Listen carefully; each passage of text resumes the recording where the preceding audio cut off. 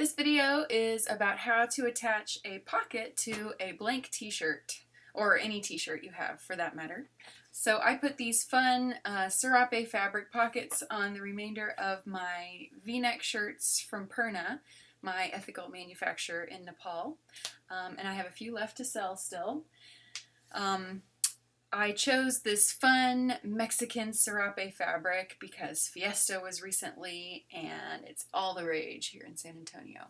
So for you, first find some fun fabric that you would like to use, something that coordinates or matches a little bit, or something that doesn't match at all. Some crazy print or something you found at the thrift store. Actually, this serape was a scarf just a few weeks ago from the thrift store, and I thought they would make adorable pockets. And it looks great on lots of different colors. Actually, I found those American flag pennants that kids have, they get at every 4th of July parade. I took that fabric and put it on one of my daughter's red shirts. And so she's all ready for 4th of July this year. It looks real cute. So I would recommend a fabric that is lighter than whatever your shirt is, that the weight is just a little bit lighter or the same, because whether you realize it or not, it's going to pull a little bit. Even if you don't use the pocket, it's going to pull. There's when you wash, there's just a little bit of wear, and you're going to want it to be just a little bit lighter. Decide how big you want the pocket to be, and also the shape. So this might be for a kid's shirt. This is a little bitty one. You can do squares, you can do a pointed pocket, like a point at the bottom. It's mostly squarish, but they just angled those down a little bit, and that looks good. And that's that traditional Dhaka fabric. I have a couple more of those left too, and those are on the website. Alright, so decide on your shape. You can do a little U shape and kind of cut the corners to be rounded, and I'm going to show you how to do that in a minute. Right. Once you have your shape, go ahead and do the top seam. So fold the top seam 2 times down so that the raw edge is completely encased inside that seam allowance. And you can make it as big or as small as you'd like. Standard seam allowance is 5/8 of an inch.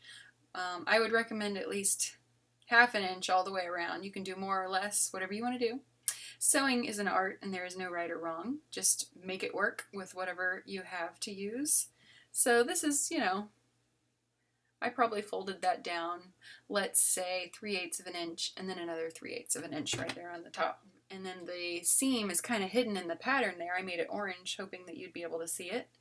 You don't have to. I used white on this one because there's a lot of white threads in there, and it's kind of hidden. It can be contrasting thread, though.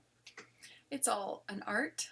Alright, so you're going to fold those edges back after you make that top seam and iron it. Ironing is so important when you're sewing. It's really going to help you in the long run to make things look nice and neat, and also so people don't think, oh, I bet she did that herself.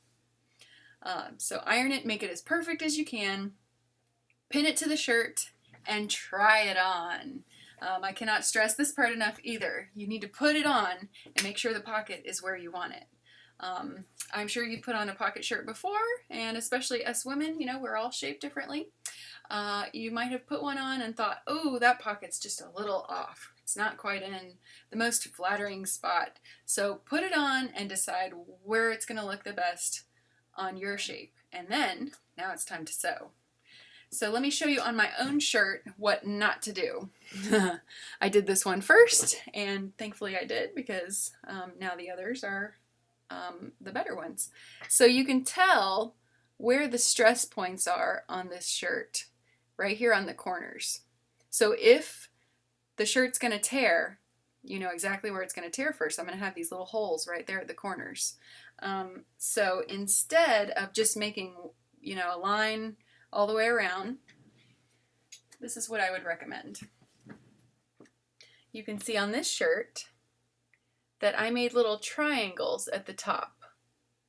So I started the seam about 1/2 an inch, maybe 3/4 of an inch down, and then I came at an angle up and then over. So this top, I probably went over like 3 stitches. It's really not that much, but it's just enough to distribute the stress over a little bit larger of an area. So over and then down and around and up, over, oh, I'm going the wrong way, over here and then back down. And you want to back stitch, you know, back tacking, which means that when you first start your seam, you're going to go a few stitches and then back tack and then keep going all the way around. That is going to distribute the stress, and so it will be much less likely to tear. You can go as close to the edge to make your seam, or you can go further in, or you can do a double seam. It's whatever you want to do. Look at your fabric and think about what's going to look good with this fabric. All right, so now if you want a pocket with rounded corners, which is a lot of fun, especially with kids wear, this is how you're going to do it. When you cut your pocket, you know, you can round out the edges a little bit, and then you're going to make a basting stitch. So you're going to start about halfway down and go all the way around to the other side, and the basting stitch, the stitch length is going to be a little bit longer than normal. So up your stitch length, and you don't need to back tack, just go all the way around. I've got an orange thread on top and a blue on the bottom, so I know that on both sides here I'm going to pull that orange thread to gather the fabric just a little bit at the corners, and when I have it all kind of adjusted right, I'm going to iron it, and that's going to help you when you pin it to the shirt. It's going to help you keep that shape. If you had one of those little rounded ironing shoe things, that would help. I don't have one, and I bet you don't either, so this is going to work out just fine. And then you're going to pin it and top stitch however you'd like, and make sure you do the back tacking as well. Very cute. All right, y'all go try it and post a picture. I want to see what you do. Best of the best.